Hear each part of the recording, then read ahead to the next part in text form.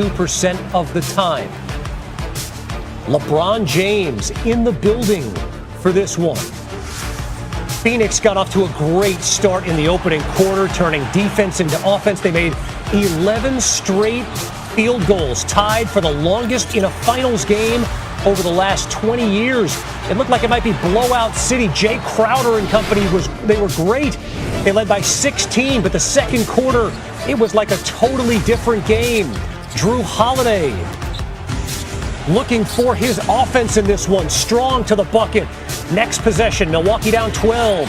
Holiday feeling that jumper. Suddenly it's a 9-point game. Pat Connaughton shot it so well in the second quarter. Misses there, but look at Bobby Portis. Aggressive play. Second effort. Portis gets it to go. He had 14 off the bench. Next Suns possession, Chris Paul.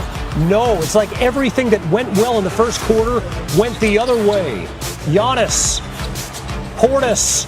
Quarter three, just like that. The Bucks led 50-49. Closing seconds of the first half. The alley-oop, keep that play in mind. Middleton to Giannis. Bucks led by 3. They put up 43 in the second quarter. Third quarter, Devin Booker trying to keep his team in this game. Took 33 shots in this one. Made 17 of them. The fadeaway J, and then less than a minute later, all the way, Booker played well, but the Bucks stars gave it to him in the third. Chris Middleton lays it up and in. Drew Holiday the steal. Holiday, step back. You don't know me like that. Knocks down the 3. He was 3 of 6 from behind the arc. Giannis steps back himself. Through 3 quarters, Giannis had 20, Middleton had 20, Holiday 25. The Bucks unheralded big 3 in terms of the best big 3 in the league, playing so well. They led by 10 going to the fourth quarter. PJ Tucker, no, but Giannis there to clean it up. Bucks led by 12. 7 minutes to go. Booker the other way. Up and under and in. Suddenly the Phoenix deficit is 8. Giannis, strong. Bucket and 1. Milwaukee led by 10. Under 6 minutes to go. Paul starting to look for his offense. Tough shot. He had 5 turnovers in game 4. He only turned it over twice in this one. 3:30 to go. What a tough shot by Middleton. Milwaukee in front by 10 again. 10-point game. Just over 3 minutes to go. CP3 drills 1. It's down to 7. 2:30 to play. It's a 5-point game. Middleton. Step back 3 with a defender all over him. Mikal Bridges. Milwaukee led by 8 again. But Booker was dynamite. Contested 3. He's got it. One of just 2 threes he made. Phoenix shot 62% from 3-point range. 13 of 21. 3-point game. A minute to go. Paul working on Connaughton. Got it. Suns down 1. 20 seconds to go. Same score. After a poor shot by Holiday on the previous possession, the steal. And then Giannis in transition. He had that majestic block in game 4. The signature alley-oop here in game 5. An exclamation point on that one. 123-119. Here's Giannis postgame with Malika Andrews. Giannis, just walk me through that steal. 23-119 win. The Bucks get the first road win of this series. You know, they say a series hasn't actually started until the home team loses. It's happened tonight. They can clinch their first title in 50 years back in Milwaukee in game 6.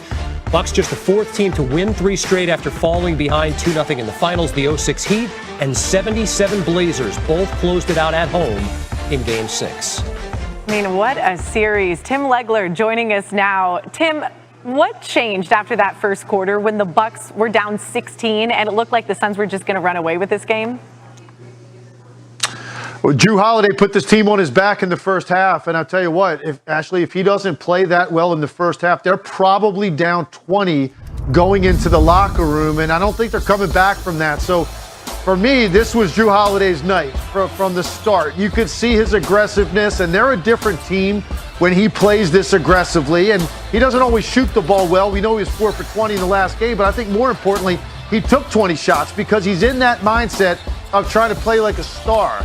And you know you're going to get certain things out of Giannis and Chris Middleton.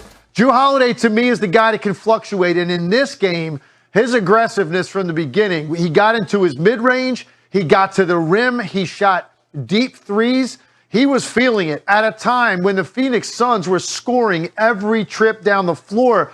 Drew Holiday kept his team's head above water, kept him within striking distance, and gave other guys an opportunity in that second half, Giannis and Chris Middleton at the top of that list, to then get them back into it, where now they had 3 stars operating at the same time. 88 points between their 3 best players. If you're Phoenix, you just can't overcome that when a team has their 3 best players play that well offensively. It was almost a perfect game, except for the free throws late by Giannis. Other than that, the Milwaukee Bucks really can't play any better offensively than they did tonight. Drew Holiday was a huge part of that. I mean, it's incredible. Like you said, when you have 3 guys performing at that level of 32 points, 29 points, 27 points, that's hard to take down. Also hard to take down is Devin Booker. He had back-to-back 40-point games, but both were in a loss. How devastating is it for this Phoenix team to get that from your best player and then still lose?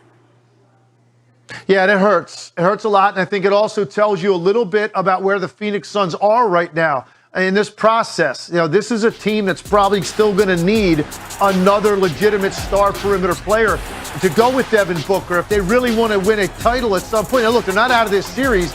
They've got 2 games to win, but if someone doesn't step up in a big way, and, you know, Chris Paul played well late in this game, but for the most part, he was quiet most of the night. DeAndre Ayton is going to get most of his offense created for him. Devin Booker was the one guy that was out there doing his thing and creating offense. He did it again in the previous game. But when you don't have enough help and now you're going up against a team that has 3 guys playing like all league players the way that the Bucks had tonight, it's just too much to overcome. So, yes, it's demoralizing. It's deflating. And you wonder, you know, does Devin Booker have another game like this in him? It's really incredible the way that he has played. But you can't blame him if he finally has an off night. And if he does, where is the offense going to come from to offset what Milwaukee is throwing at them right now? Because they're throwing haymakers at them offensively. Devin Booker's going to need more help than he got tonight. Absolutely. I mean, it was great to see Chris Paul get more involved from his 10-point performance in Game 4, 21 today. But if you're going to try to keep up with the Bucks, that would just not be enough. Tim Legler, thank you so much. So the Bucks trailed by 16 after 12 minutes in this one. Milwaukee is the second team in finals history to win despite a deficit that large at the end of the first quarter, joining the 2008 Celtics. The Bucks shot 71% over the second and third quarters combined to drive this comeback. Stunning to watch.